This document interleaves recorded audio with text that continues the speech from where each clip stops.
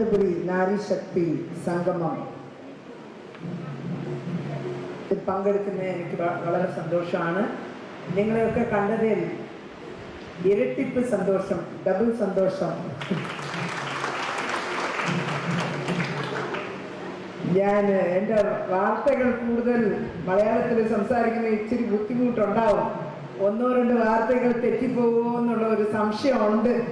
അതുകൊണ്ട് എൻ്റെ വാർത്തകൾ അങ്ങ് തമിഴിലാവട്ടെ. Okay, thank you. സോ வரவேற்பு നൽകിய வழக்கறிஞர் திருமதி அஞ்சனா தேவி அவர்களே, பிரசிடென்ஷியல் அட்ரஸ் அத்தியக்ஷ உரை நிகழ்த்திய ஸ்ரீமதி கார்த்திகேயனி சுரேஷ் அவர்களே, வரவிருக்கும் கேண்டிடேட் ஸ்ரீ நம்முடைய மினிஸ்டர், இனிய மினிஸ்டராக தான் இருக்க போறாரு, ஸ்ரீ ராஜீவ் சந்திரசேகர் அவர்களே, நம்முடைய கேண்டிடேட்டை அறிமுகம் செய்யும் நம்ம சகோதரர் திரு வி ராஜேஷ் அவர்களே, ஸ்ரீமதி ஜலஜா அவர்களே, டாக்டர் சரோஜா நாயர் அவர்களே, டாக்டர் ராணி மோகன்தாஸ் அவர்களே, ஸ்ரீமதி பத்மினி தாமஸ் அவர்களே, ஸ்ரீமதி ஷீலா ராஜகோபால் அவர்களே, ஸ்ரீமதி பாவனா சுரேஷ் அவர்களே, ப்ரொஃபசர் வி.டி. ரமா அவர்களே, ஸ்ரீமதி நன்றியுரை வழங்கவிருக்கும் ஸ்ரீமதி சிமி ஜோதிஷ் அவர்களே, இங்கு வருகை தந்திருக்கும் அனைத்து பெண்களின் பட்டாளங்களே,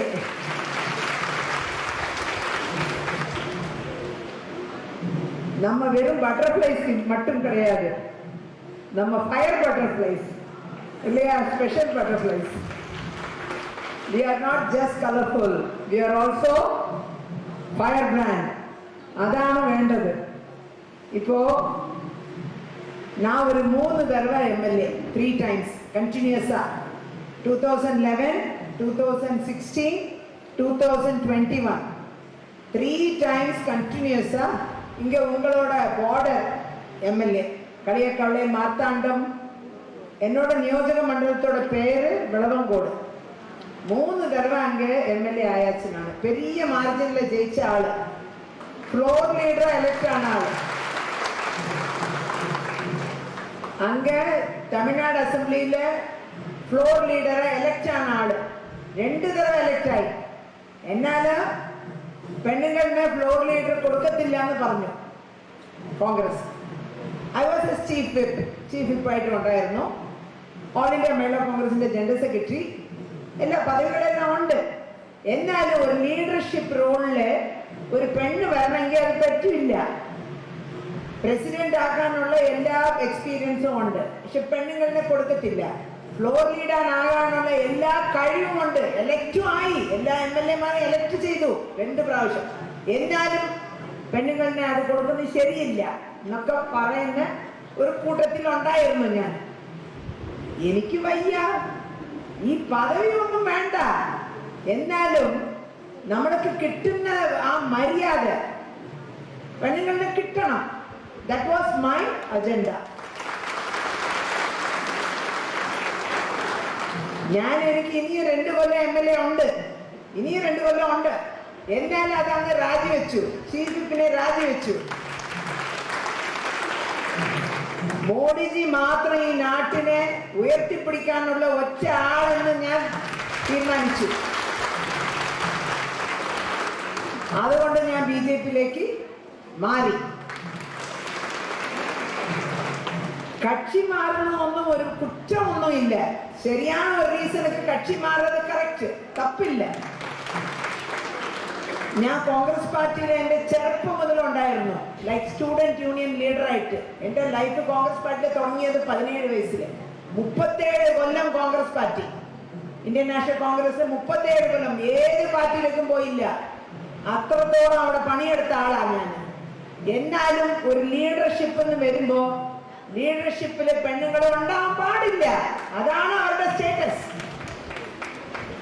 പിന്നെ ഏതായാലും നാരി ശക്തി അഭിയാൻ നമ്മുടെ മോഡിജി ബിജെപി ഗവൺമെന്റ് നാരി ശക്തി അഭിയാൻ കൊണ്ടുവന്ന സമയത്ത് മോഡിജി പറഞ്ഞു, അന്ന് women are not just to contribute or participate. They should be they should play the role of leadership, participating in the political process. In the political, they have to be part of the policy making and policy formulation. They should play the role of leadership. ഇതാണ് അന്ന് നാരി ശക്തി അഭിയാൻ തുടങ്ങി വെച്ച സമയത്ത് മോഡിജി പറഞ്ഞത്.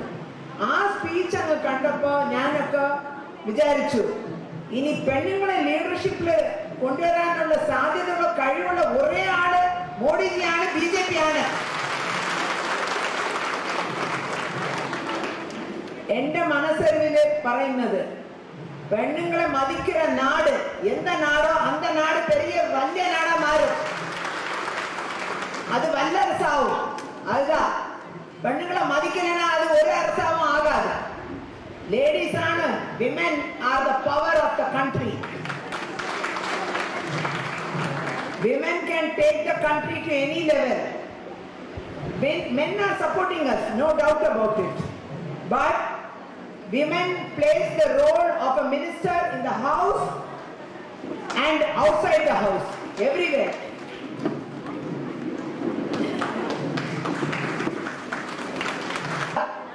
அப்படி நமக்கு ஒரு நல்ல கேண்டிடேட் ட்ரிவாண்ட்ரம் கான்ஸ்டிட்யூன்சிக்கு ஒரு நல்ல கேண்டிடேட் கிடைச்சிருக்காரு. இதுல என்ன ஒரு சந்தோஷம்னா, இவரு ஜெயிச்சு போனா டெல்லியில இருந்து நமக்கு எல்லாம் இங்க ட்ரிவாண்ட்ரத்துக்கு வந்து சேரும். அது ரொம்ப முக்கியம். 10 வருஷமா ஜெயிச்சு போன ஆட்களால எதுவும் கொண்டு வர முடியல. அதுதான் உண்மை. വലിയ കാര്യങ്ങളൊന്നും ட்ரிவாண்ட்ரത്ത് വലിയ പ്രോജക്ട്സ് ഒന്നും എത്തുന്നില്ല. But if our candidate wins, he is going to make this place as a wonderful land. കിട്ടുന്നതെല്ലാം കിട്ടും. ഇതുവരെ കിട്ടിയില്ല എന്ന് വിചാരിക്കുന്ന കാര്യങ്ങളെല്ലാം കൊണ്ടുചേർക്കുന്ന കഴിവുള്ള ഒരു സ്ഥാനാർത്ഥിയാണ് നമ്മുടെ ഡോക്ടർ രാജീവ് ചന്ദ്രശേഖർ. സോ എനിക്ക് അവർക്ക് പ്രചാരം ചെയ്യണമെന്ന് ഞാൻ നോമിനേഷൻ അവർ പോട്ട് ദിവസത്തന്ന് ഞാൻ ഇവിടെ ഉണ്ടായിരുന്നു.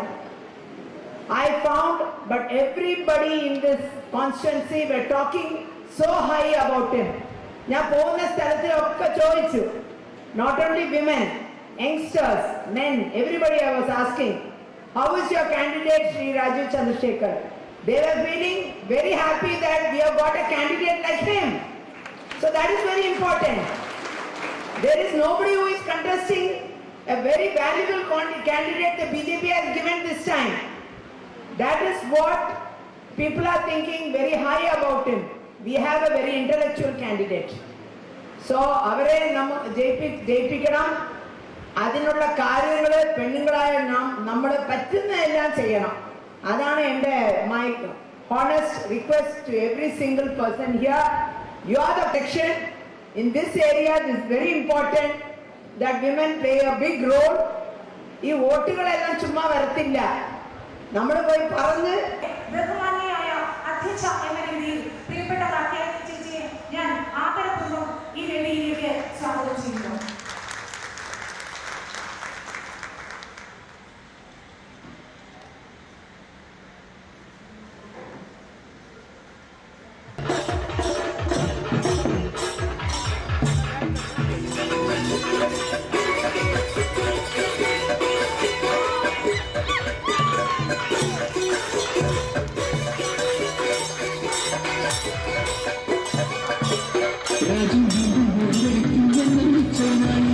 രാജീവ് ചന്ദ്രശേഖരൻ നമ്മുടെ സാരഥിയായി തലസ്ഥാനത്ത് വികസന ശബ്ദവുമായി ജനതയ്ക്കാശ്വാസത്തിരിയായി ഓരോ ദിവസം ഈ നഗരത്തിന് വികസനത്തിൽ പങ്കെടുത്തേറി രാജീവ് ചന്ദ്രശേഖരൻ നമ്മുടെ കൂടെ നിൽക്കും എന്നും സോദരനായി ഒരു ഗ്യാരണ്ടിയാണേ എന്നും ഗ്യാരണ്ടിയാണേ ഒരു നൽകും ഗ്യാരണ്ടിയാണേ